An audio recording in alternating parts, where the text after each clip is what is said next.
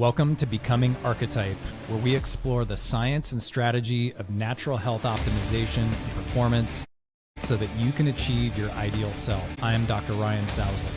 Okay, so today I want to talk to you about the most dangerous lie in men's health today, and it has to do with testosterone. And this is a huge issue. I get questions probably every single week from either friends of mine or people that I know from church or doing business in town. Obviously, patients ask me this type of stuff all the time, but every week someone asks me about testosterone. And I think it's because men especially are recognizing that low T or not having testosterone levels that are adequate is a really big issue. And, the reality is that having low energy, declining strength, reduced motivation, it's really, really common in men in their 30s, 40s, 50s, and it really shouldn't be. I think we've normalized it, and I think most men see these changes as just a normal part of aging, but that right there, that's the lie. The lie is that it's just normal. As you age, you're going to see testosterones get lower, your energy is going to go down, sex drive is going to go down, your strength's going to go down, your body composition is going to get less desirable. All the things.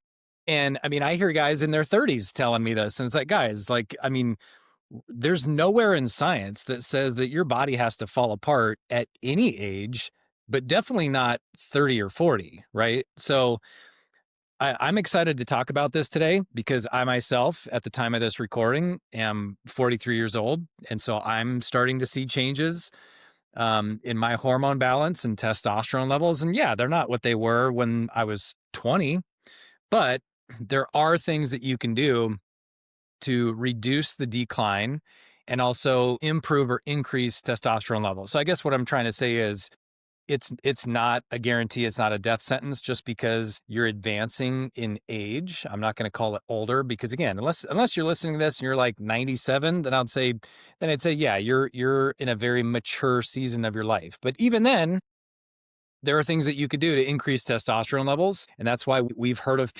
men siring children up into their, and even beyond. So, not saying you should go do that. That's maybe not the best decision. However, no judgment. The point is that you should be able to, because your body's not supposed to break down at that age. So in today's episode, I'm going to break down exactly what's happening with all these people that are suffering from low T.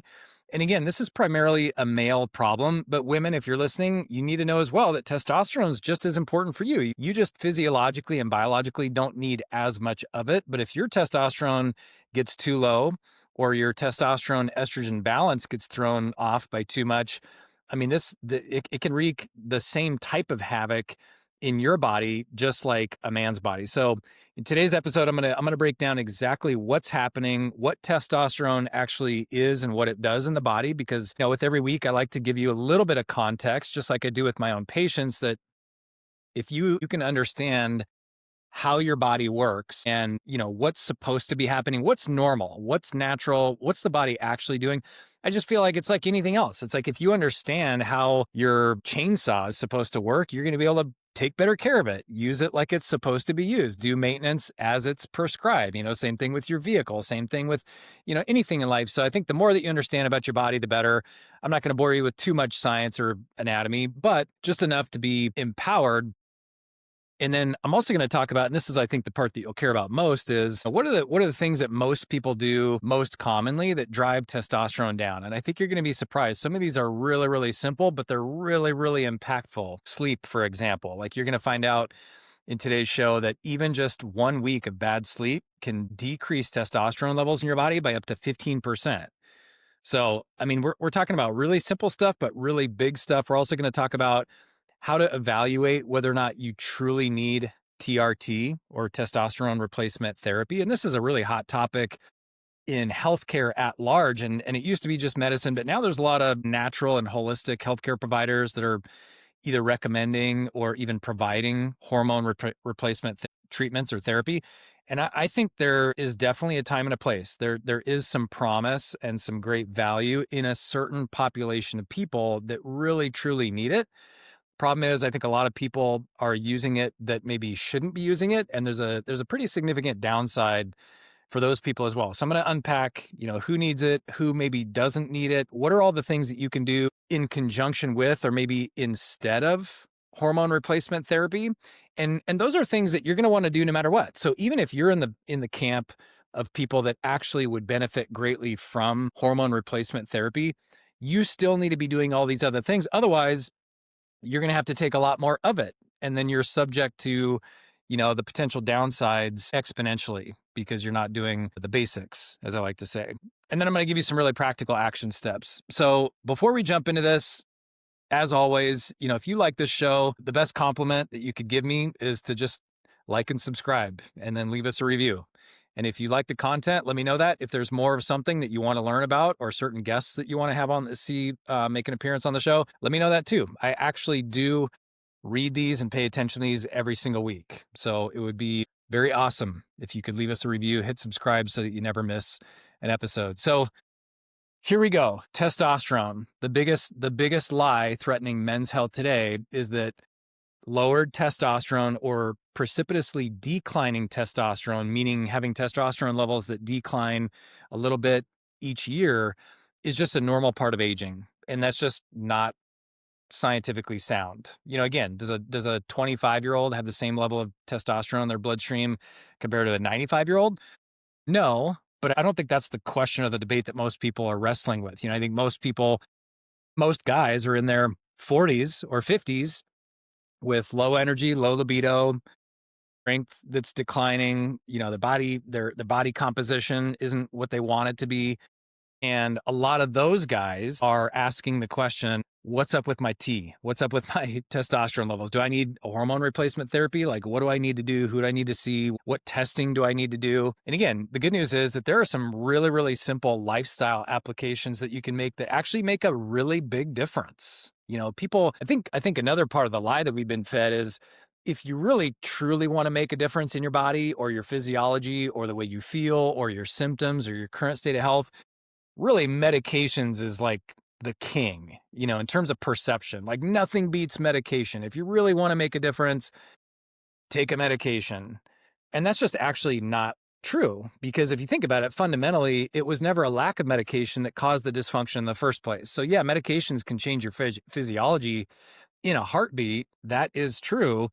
But in terms of overall correction and overall movement of the health and physiology needle, so to speak, medications can make things change quickly, but they don't actually carry as much weight as all the lifestyle factors, because it was the lifestyle factors that probably got you into the dysfunctional state in the first place. You see what I mean?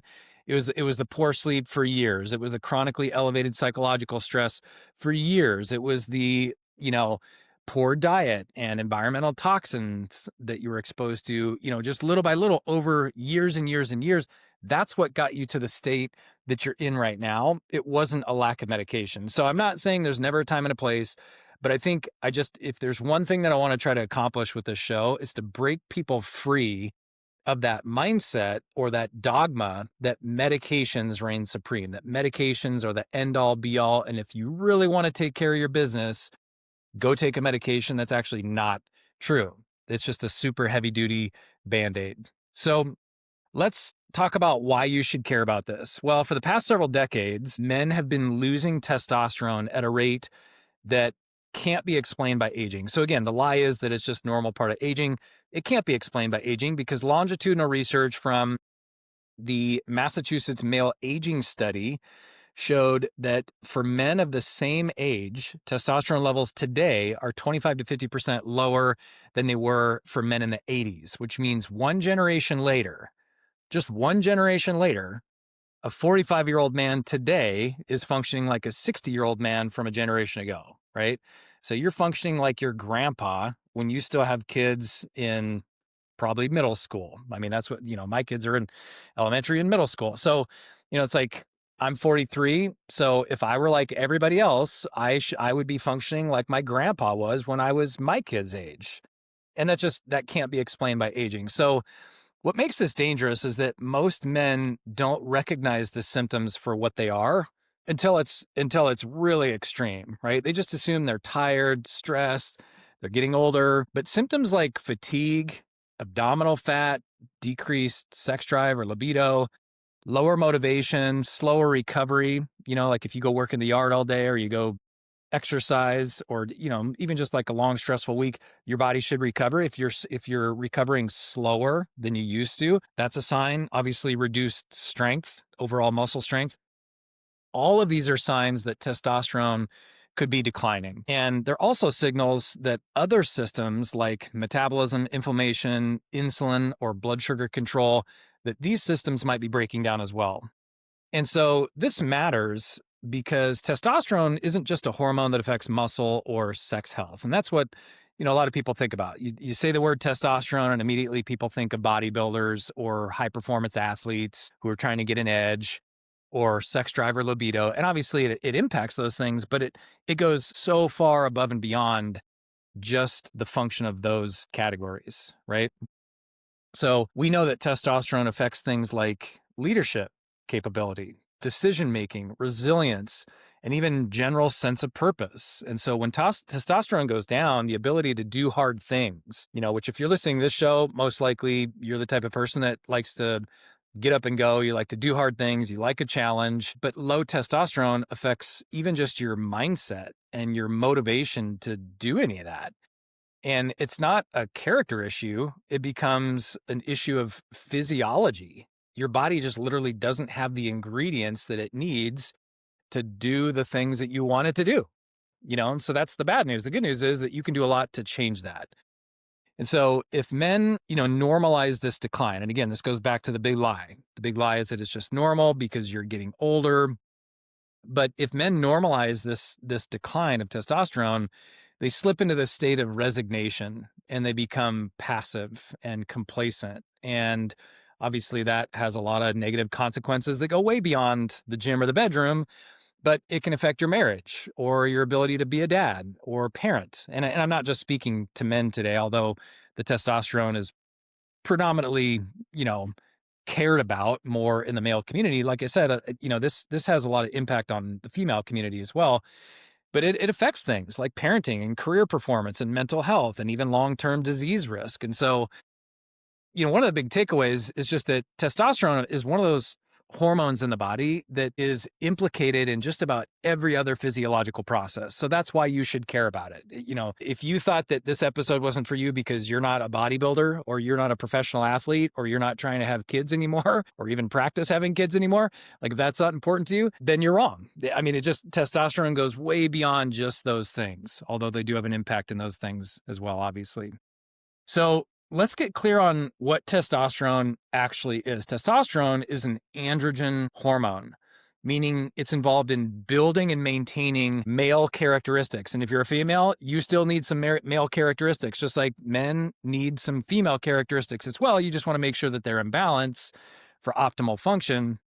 But its influence extends across the whole body, like I've been talking about. So testosterone regulates metabolism or helps regulate metabolism, meaning it affects how your body stores fat and how effectively you control blood sugar. It plays a major role in muscle protein synthesis, which determines your strength and how well you recover from workouts or even physical labor, like I talked about.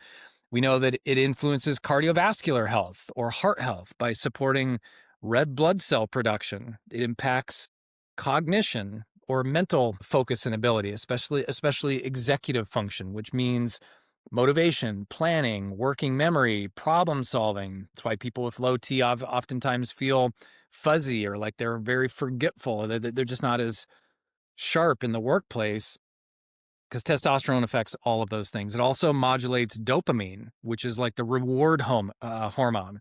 It's the neurotransmitter that's responsible for drive and initiative and the ability to pursue goals. And so when testosterone drops, dopamine signaling becomes less efficient. And that's why low testosterone is frequently associated with reduced ambition or decreased competitiveness. Now, obviously, people that are taking exogenous testosterone can go way off the deep end the other direction, which is why it's really important to have these things in balance. And it's not always the best idea to go just inject a bunch of testosterone into your body, especially if you're a young guy. We're going to talk about the downsides of exogenous testosterone for the wrong population, but that's why. And so the right amount of testosterone is just like anything else. In the right amount, your body works the way that it's supposed to. In the wrong amount, too much or too little, and your body has problems. And again, that's what a lot of this show is about making these small changes with your lifestyle. First you got to be informed, because I think a lot of people just think more is better, especially dudes typically think more testosterone is better. But that's not always actually true. In fact, in most cases, more testosterone is not better. You can actually have a lot of really nasty issues if you have too much for too long, which we'll get into. So let's talk about what causes low testosterone in the first place. Like, what are lifestyle things that you're doing unintentionally, most likely, that are making your testosterones go lower than normal? And this is really where you're going to, hopefully tune in and maybe even take some notes, because these lead right into the action steps. What are things that you can go do on your own for free, for the most part, that will make a drastic impact? And then if you still have issues, then we can talk about taking things to the next level by doing some hormone testing potentially, or maybe you are a candidate for hormone replacement therapy. But in my opinion, you've got to cover these bases first. Otherwise, anything else you do is really just getting you back to baseline, back to average like everybody else, not really giving you a competitive advantage in any category. So the first thing is sleep deprivation. And sleep is one of those things, guys, that is so simple and people take it so much for granted. And I was this way too, for, well over a decade, probably close to two. I was one of those people that really prided myself on the ability to function really, really high. At least I thought I was functioning at a really high level on very little sleep. It was like, man, I could get 5 hours of sleep, go to bed at 11:30, wake up at 4:30, go to the gym, do a triathlon workout, go to the office, go back to the gym at lunch, do another workout, go back to the office, give a presentation that night or a workshop, get home at 8 or 9, have dinner, tuck my kids in, go to bed late, rinse and repeat.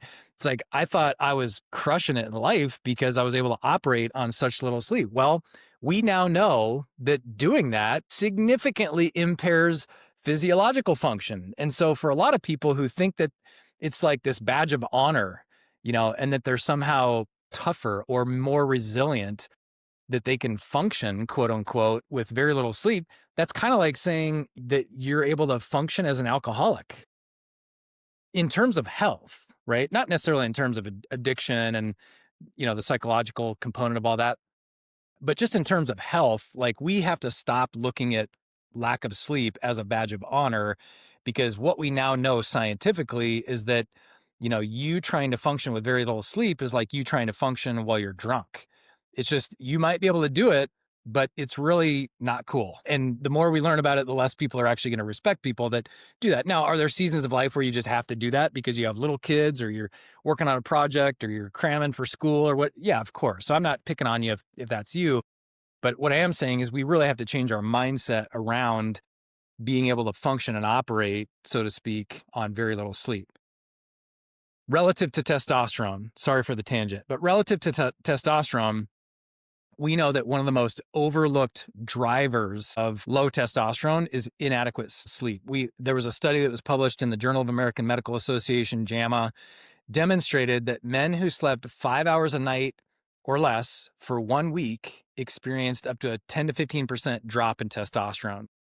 And think about that. That's in 1 week, and you have 10 to 15% less T in your bloodstream. And we know that testosterone is strongly tied to sleep cycles. If sleep quantity or quality is compromised, testosterone drops immediately.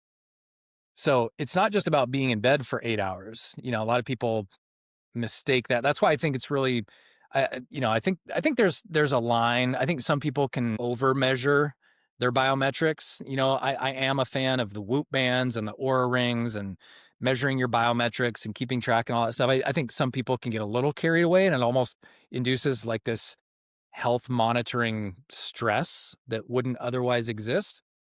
However, I think relative to sleep, that's really where these biometric wearables can really shine and provide a lot of value, because again, a lot of people lay in bed and they think they're kind of sleeping because their eyes are closed or whatever. But really, you don't really know because you're asleep. So you can't really measure it. You don't really know unless you're monitoring it. So that's where, I think the Oura Ring or the Whoop bands or things like that, these biometric wearables can be really beneficial.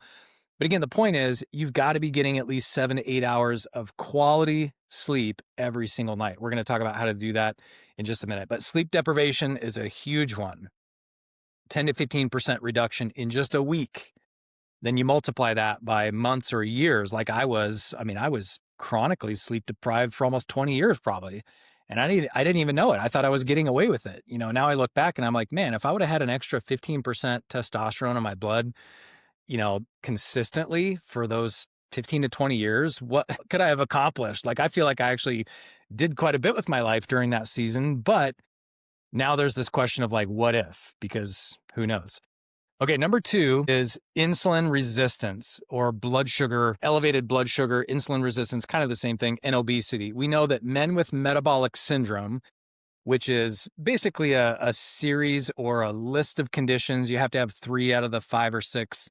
Essentially it's being overweight, high blood sugar, high cholesterol or triglycerides, and high blood pressure. And if you meet any of the, if you have 3 of those criteria, then technically you have metabolic syndrome, which predisposes you to have a higher risk of heart attack or stroke or type 2 diabetes. But the prevalence of metabolic syndrome is skyrocketing. So the whole point is if you're a man and you're middle-aged in America, your risk of metabolic syndrome is, it's through the roof. I would venture to say more people that you know of than not have metabolic syndrome, even if it hasn't been diagnosed or labeled as such. But bottom line is, men with metabolic syndrome, we know from research that metabolic dysfunction and low testosterone go hand in hand. And it actually makes sense because if you break down the pathophysiology of these conditions like high blood pressure, high cholesterol, high blood sugar, weight gain, which we're going to do in just a minute, that they drive testosterone down. So the bottom line is, if you have metabolic syndrome, we know that you're almost guaranteed to have low testosterone at some point if you don't already.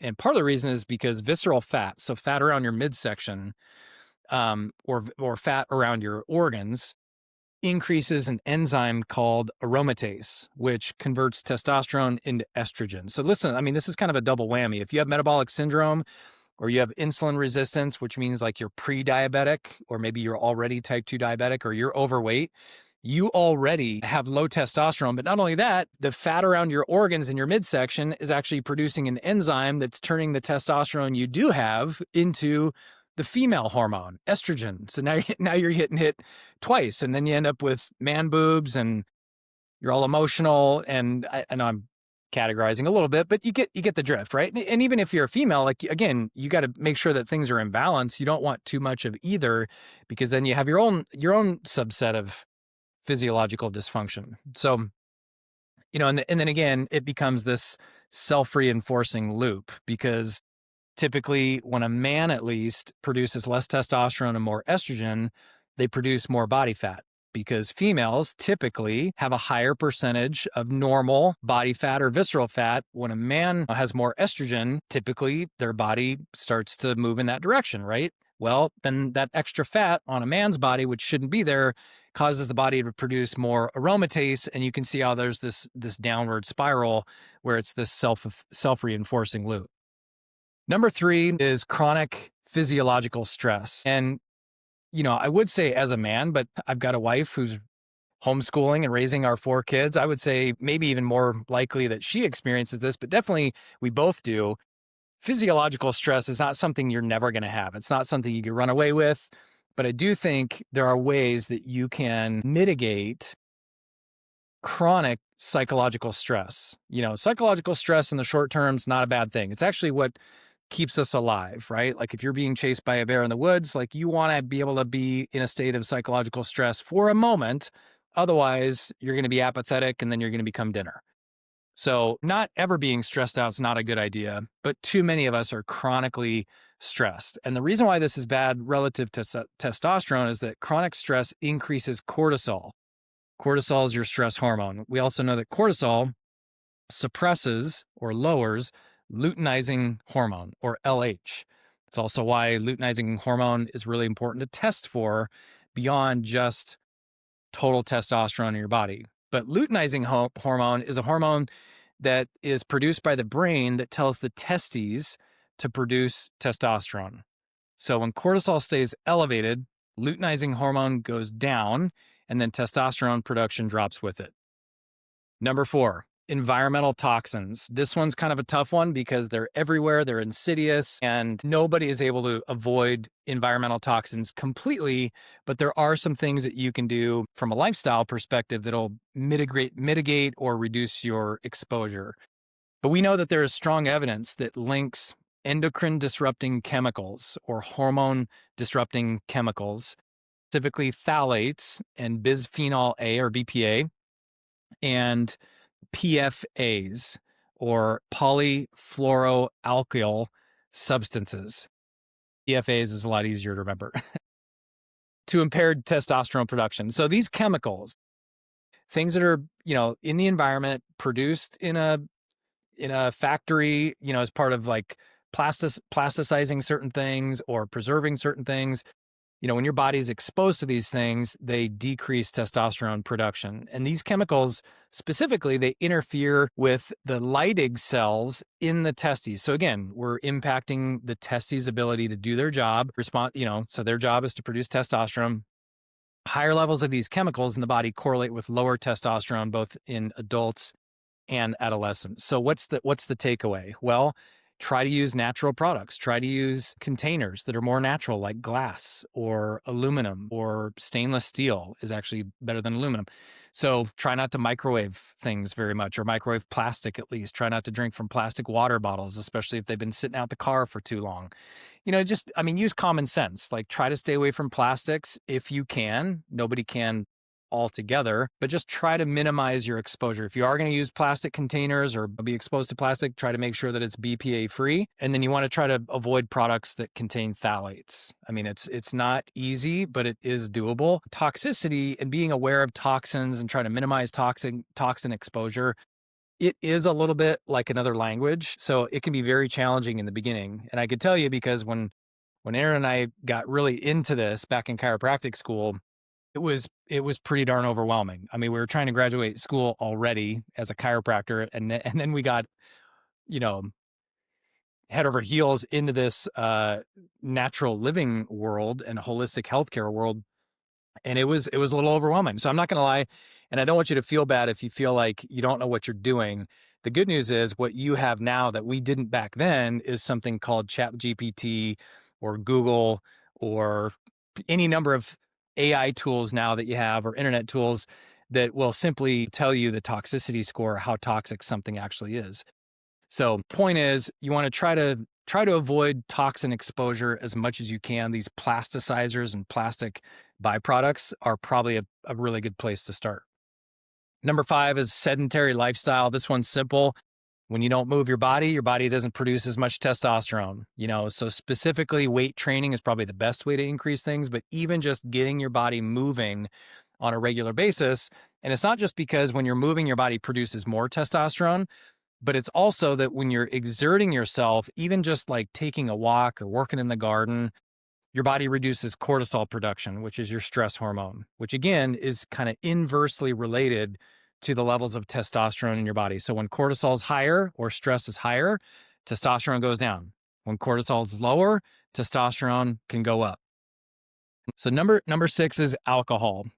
Alcohol increases the conversion of testosterone to estrogen by stimulating, here's that enzyme again, aromatase. It's that enzyme that converts testosterone to estrogen. So it also damages the cells in the testes, which produce testosterone. So does that mean that you can never have a drink, glass of wine, whatever it might be, to relax at the end of the day, or if you're at a party? No. You could, everything in moderation. However, in excess or in consistent repetition, meaning every single day, alcohol does reduce testosterone production. And then poor nutrient status, deficiencies in things like zinc, magnesium, selenium, vitamin D, and omega-3 fatty acids impair hormone synthesis. That's why, it's in my opinion, it's not good enough just to take a men's multivitamin and then call it good. There's no way And I know I could say no way because I actually test people. I have people try to prove me wrong all the time, not because they're trying to spite me, but they just think that they're ultra healthy. And then I say, okay, let's prove it. And I'm not, I'm not trying to fight with people, but I'm like, hey, let's test, not guess. Let's actually test your markers so that we can see either yes, you're doing the right thing, keep doing what you're doing, or no, we've got some blind spots that we need to fill in so that your body can actually optimally function, right? So we know that these nutrients specifically, zinc, magnesium, selenium, vitamin D, and omega-3 fatty acids, these nutrients specifically impact testosterone production and energy production. So they're foundational. That's why you absolutely need to test for them if you think you have an issue. So what are some things that improve testosterone production? Well, it's all the stuff we already talked about. Number one, resistance training. It's probably the number one thing that you can do that doesn't cost you anything. You don't have to go buy it. You don't have to have a fancy gym membership or a personal trainer. If you want those things, great, go do it. All you need to do is lift heavy stuff. If you can lift heavy stuff, then put some stress on your muscles and your joints, your body will respond by producing testosterone. And it's not because your body wants to have big muscles, but it's because your body has to repair. So resistance training is a form of stress, but it's a positive stress. It's a eustress that forces our body to adapt, that creates better resiliency, better strength, better hormone production, and better ultimate or overall hormone balance. So lift heavy things. And I would recommend 2 to 3 days a week. You don't need to become a bodybuilder. You're not going to get bulky. I promise. I coach so many guys who want to get bulky and they do everything. They drink all the shakes. They lift heavy weights 6 days a week and they have the hardest time getting bulky. And then I have, usually it's females, but sometimes guys on the other end of the spectrum who are like, I'm not going to lift anything heavy or ever break a sweat because I don't want to get bulky. And I'm like, listen, you're in no danger of getting bulky, I promise, because I have other people who pay me to help them get bulky and they have the hardest time actually achieving that. So you're not going to get bulky. Very difficult to do so. Okay. So number one is resistance training. Number two is weight reduction, losing even 10% of your body weight. I mean, listen to this, losing just 10% of your body weight. So if you're 200 pounds, lose 20 pounds. I know that's not a small thing, so I don't mean to minimize that. But if you're a 200-pound person, losing 20 pounds can increase testosterone by 100 to 250 nanograms per deciliter. I mean, that's incredibly high. Reducing visceral fat reduces aromatase activity, which means more testosterone remains testosterone. You're not turning T into E. That hormone that is produced by the fat around your midsection. If you have less of that, you get to keep more of your T and less of the E, which again, even if you're a female, you want that. You don't want the imbalance. Nutrient optimization. This is number 3. Vitamin D supplementation has been shown to increase testosterone levels. And this goes for people, even if you live in one of the sunshine states, which good for you. I'm happy for you. I'm in North Idaho, so that's not us, at least not for 8 months out of the year.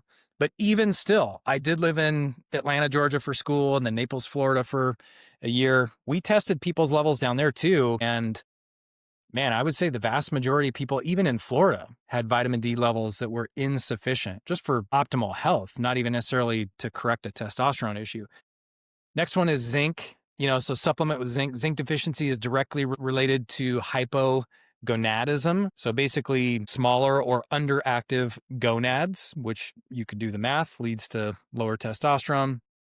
Magnesium also increases free testosterone by reducing the binding hormone that locks testosterone up. So again, these are really simple things. Now, can you get vitamin D naturally from the sun? Yes, you can. You can also get it from fish or grass-fed beef. Can you get zinc from different foods, produce primarily? Yes, you can. Can you get magnesium from things like avocado or fruits and vegetables? Yes, you can. And you should. However, supplementing with these things can just move the needle faster. How do you know how much to take exactly? Well, that's where testing, you can either play the averages, and there's nothing wrong with that. That's kind of the poor man's way to optimize health through supplementation. So you can do it that way, at least for the time being. But I think ultimately, if you really want to get it dialed in and make sure that you're doing things specific for your body, I would recommend testing. And you don't necessarily need to test all the time. Now that I've been testing consistently, I usually test like once every 2 years, and I usually spend a couple $1,000s on functional health tests, but that's all I need. Unless I have an issue that I'm trying to solve, which typically I don't. But that's all I need. So if you spread that cost out over, let's say 24 months, you're talking about maybe the equivalent of 75 to $100 a month. And most people spend way more than that on their medications or their doctor's visits, or, even if they're not spending it on other things health related, how much is it worth to you to have certainty? Or how much would it be worth to you to not be confused or frustrated or stuck, right? And I'm not asking you to pay me, but I would just recommend that you find someone who can do functional health testing and then do it. In the beginning, you might need to do it a little bit more often to make sure things are totally dialed in. But then as a maintenance routine, I think the average person can get away with testing like every 18 to 24 months, most likely. Next one is evidence-based herbal support. And I would say probably the most evidence-based, quote unquote, would be ashwagandha. Ashwagandha is an adaptogen, which helps your body adapt to stress. But we know through randomized clinical trials that supplementing with ashwagandha, and you can take it through pill form, a lot of teas, herbal teas have ashwagandha. I think supplementing is probably the cleanest and easiest and fastest way to increase your levels in your body. But we know through randomized clinical trials that ashwagandha has been shown to increase testosterone by up to 22% in stressed out men. And that's the key. The key is in stressed out men. Now, how would that work? Well, if ashwagandha is an adaptogen, and adaptogens as a class, which ashwagandha is probably the most potent, but if adaptogens help mitigate or minimize stress, then what does that do? Think back to what I said earlier. Reduces cortisol. How's cortisol related to testosterone? Well, it's inversely related, which means when cortisol's high, testosterone has to be low. So you can see where I'm going with this. Ashwagandha reduces stress or helps your body deal with stress better, which reduces cortisol, which allows testosterone to go up, right? So again, you can see how doing these natural things and really addressing things at the root source, it just makes so much more sense than to leave all these other things, right? I mean, think about this. Like, if you didn't do these things, if you didn't do weight training, if you didn't lose weight, if you didn't get enough sleep, if you didn't optimize nutrients by eating a balanced whole food diet, if you didn't take ashwagandha, if you didn't get enough sunlight and enough sleep, well, then, yeah, you would have to take a medication. You would have to take hormone replacement therapy, because otherwise you're going to be miserable, right? And then you're probably going to develop a bunch of other dysfunctions over time. How do you know if you need TRT? Well, if you're unwilling to do any of the things that I already talked about, then you probably most certainly are going to need TRT either now or in the future. But the other category of people that might need TRT is people that maybe have a congenital anomaly. Like maybe you were born with dysfunctional testes, or maybe you had some other kind of dysfunction or disease, like maybe it was a cancer or something of that nature that created this dysfunction that you're kind of stuck with, right? The other people that might need TRT are people that maybe don't have an anatomical limitation or major physiological dysfunction with their gonads or the testes, but maybe the rest of your health is in really dire straits. Like maybe you just have so much dysfunction that it's like, man, I just need to do something to stop, the proverbial fire or bleeding, and I need to do something to right the ship like right now. Then I'll worry about all the lifestyle stuff down the road. Then I would say for you, a TRT might be a really appropriate next step. Again, you want to work with a functional health practitioner if you can. Doesn't mean you shouldn't have a medical doctor. I think that's great too. Ideally, they would work hand in hand and they would talk to each other and they would understand each other's perspective, even if they don't agree on everything. But I think you need as many people in your corner as you can, but you just want to make sure that you always keep your hands on the steering wheel and that you're sitting in the driver's seat. I think far too often we find ourselves riding shotgun or maybe even in the back while all these other people are driving the car and determining every decision, and we're just kind of along for the ride. I think when it comes to your health, that's one of the biggest mistakes that people can make. Okay, DIY action steps. These are writer downers. Here are the most evidence-based supported interventions that men and women can implement on their own in order to see a big positive shift in your testosterone levels. Number one, sleep 7 to 8 hours of sleep every single night. Number two, strength train 3 to 4 days a week. You don't have to get big. You don't have to, walk around with a 60-gram protein shake and be a bro. You don't have to do that, but you do have to lift heavy things 3 to 4 times a week. If you're worried about getting hurt, hire a trainer or hire a movement coach or specialist, a PT, a chiropractor, a kinesiologist to help you through it, but you got to do it.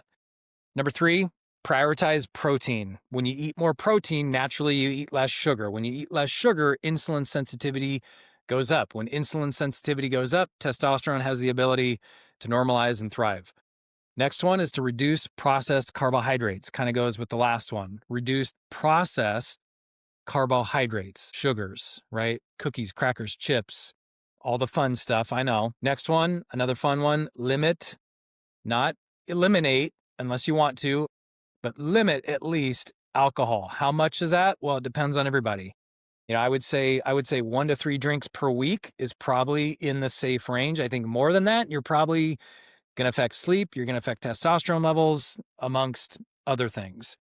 Next one is to replace plastics with glass or metal, preferably stainless steel if it's a container that you're going to put food or beverages in. But you want to try to get plastics out of your life as much as you possibly can. Next one is to increase fiber and omega-3 intake. What's the easiest way to increase fiber? Well, you can take Metamucil, or you can take some, fiber supplement, and that's fine. Or you can just eat whole foods. When you eat whole foods, nuts, seeds, whole grain bread or pasta, rice, obviously vegetables and fruit, eat the whole thing. You're getting a lot of fiber, and we don't have time to get into it today, but that's going to massively increase insulin sensitivity and also allow testosterone to thrive. Next one, optimize vitamin D, zinc, and magnesium levels. Guys, these are super easy supplements that you can take really high quality versions of for pennies or dollars a month. I mean, we're not talking about a lot of money whatsoever, but they'll make a huge impact in testosterone levels. Next one is to get morning sunlight exposure. And listen, this is not about getting sunlight for vitamin D, because in the morning, your body's not actually going to absorb much vitamin D anyway. But morning sunlight exposure helps to reset your circadian rhythms. And it also helps to manage cortisol levels so that they're appropriate throughout the day, right? And cortisol rhythms is a topic for another time, but just know that when you get morning sunlight exposure, cortisol is high when it's supposed to be, but it also has a better chance of being low when it's supposed to be as well, which is later on in the day, so that you can sleep and so that your body can produce testosterone, which actually happens at the highest rate when you sleep, along with growth hormone. Okay. Next one is to reduce abdominal fat. And there's a lot of reasons why you should do this. Obviously, self-confidence, body acceptance, your own body acceptance, that is, although you probably want your spouse or significant other to accept your body as well. But predominantly, the goal is to reduce the hormone, or the enzyme that converts testosterone to estrogen. So reduce abdominal fat. Next one is implement a daily stress regulation routine. This is not easy, but it is doable. Not easy from a routine standpoint. It's easy in the sense that to have a daily stress reduction routine is very simple. I mean, we're talking about doing breath work, practicing mindfulness, going for a walk without listening to or watching anything, journaling, practicing gratitude. Very, very simple things. But we all know that what's simple to do is also simple not to do, And again, it just blows my mind, because I could take someone who won't do these things. They won't take the time to journal. They won't take the time to go to bed on time. They won't take the time to go outside in the morning, but then they'll run to their doctor and ask for all this expensive hormone replacement therapy, which is very difficult to get off of, by the way, once you're on it. Next one is to move frequently throughout the day. So even if you got the strength training thing dialed in and you're doing it 3 to 4 days a week, moving throughout the day also helps to increase testosterone for a lot of indirect reasons. Movement facilitates circulation. Circulation minimizes inflammation. Inflammation going down means that cortisol goes down. Cortisol going down means that testosterone can go up and you can get a better night's sleep. So a lot of these things are indirect, But really, guys, that's how health works. I mean, you shouldn't ever just be approaching health as this binary thing that I'm going to do X in order to achieve Y, because health actually doesn't work like that. And really, that's the downfall of medicine, is that the premise that medicine is based off of, and the reason why they sell so much of it, is because if you have Y symptom, you can take X medication and achieve Z outcome or make Y symptom go away, however you want to look at that, right? And that is true, but that doesn't equal optimal health. There's a lot of people out there dying of preventable disease that don't have any symptoms because they're taking a cocktail of medications every day. More medications doesn't necessarily mean you're healthier. In fact, in most cases, it means the opposite, because it means you're putting a bunch of chemicals into your body that are covering symptoms and hiding the dysfunction so that you don't feel of it, you're not conscious of it. Meanwhile, the root cause of the problem, or causes most likely, still persist and are causing dysfunction just beneath the surface that you're numb to because you're all drugged up, right? I know I'm probably preaching to the choir, but it's worth saying. So these action steps, just doing these things, and I say just, you don't have to do all of them, but doing just these things can make a massive difference in just 6 to 12 weeks. What if you do all these things and 6 to 12 weeks later, you still feel like garbage and you have no energy and your sex drive sucks and all these things? Well, then you probably want to go get tested. And like I said earlier, I think it's a good idea for people to get tested on a regular basis.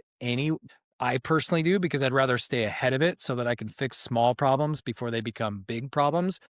But if that's not you, I get that. Not everybody wants to be that proactive.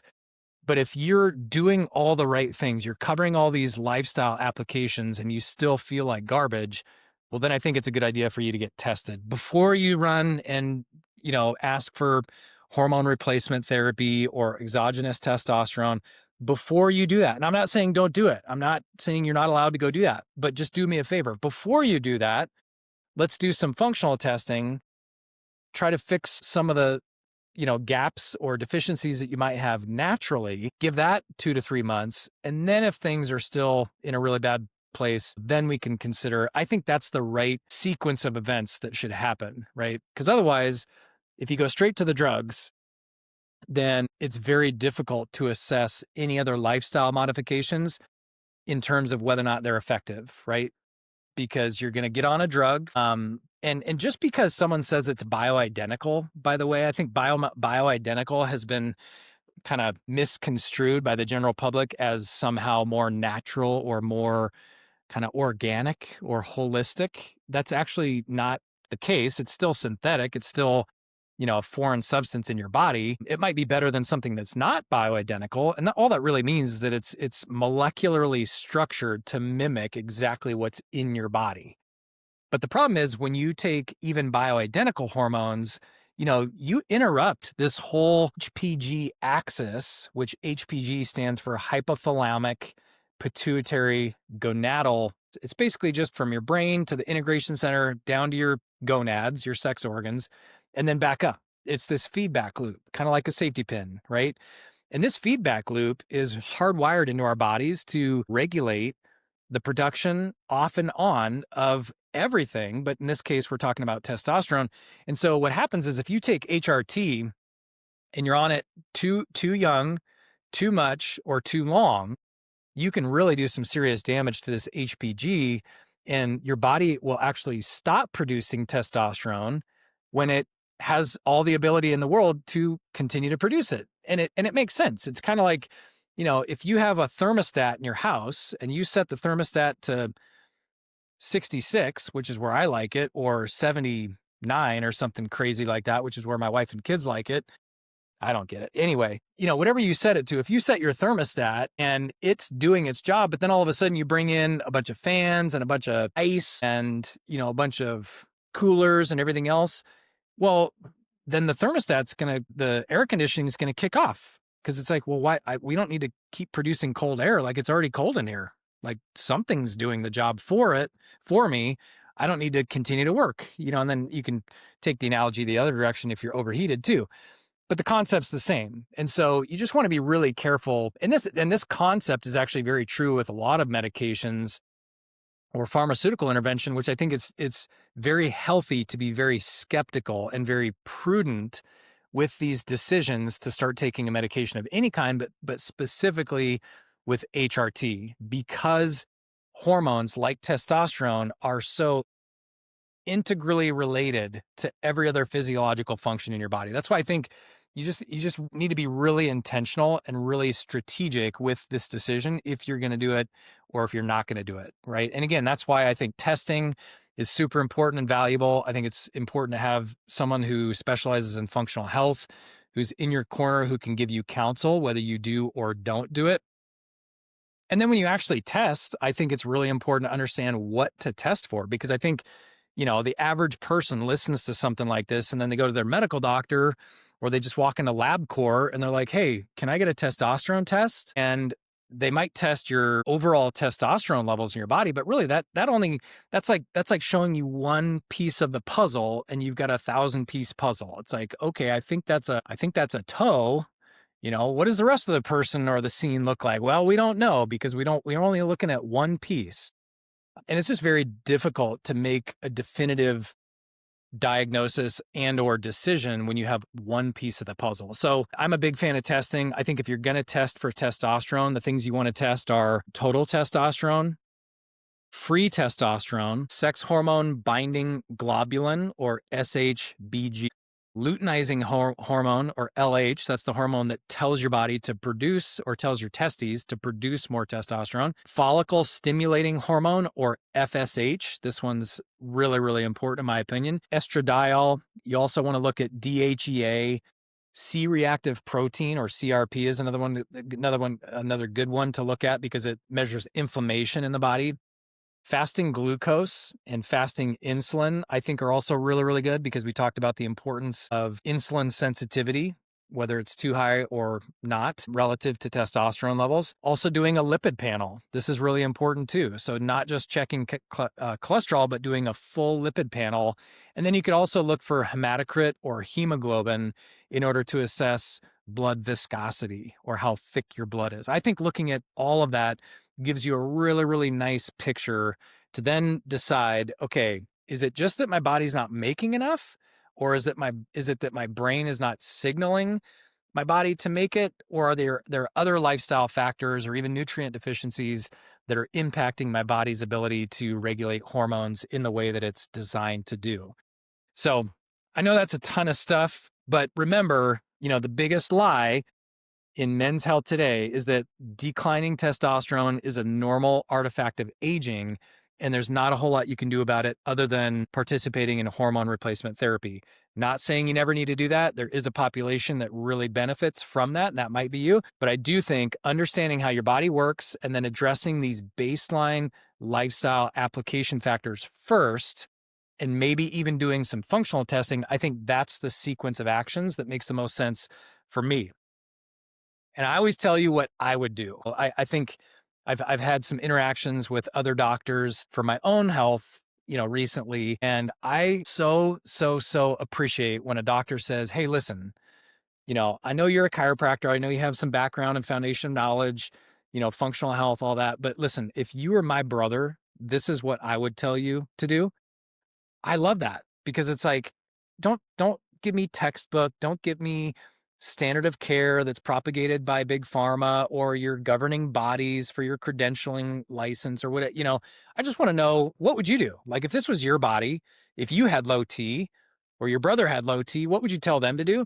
Well, I try to treat my patients the same way. So this is me telling you what I would do if I had low T or if I was suspicious of low T. If you were my brother or a family member, this is what I think you should do. So hey, if this episode gave you something to think about, if you got some action steps from today, if you appreciate the content, the best way that you can support the show is by leaving a quick review. Just leave me a thumbs up. I mean, you can even use the emojis, give us 5 stars or, whatever the grading system is, wherever you're listening to this. I really appreciate it. If you have any feedback whatsoever, I actually do read the comments. So if there's more of a topic that you want to learn about, specific guests that you want to see on the show, I'll do my best to go out and find them. But it really means a lot to me. So if the show has helped you in any way, the best way that you can support it and help us reach more people is to like and subscribe and leave us a review. Thanks for listening. See you next week.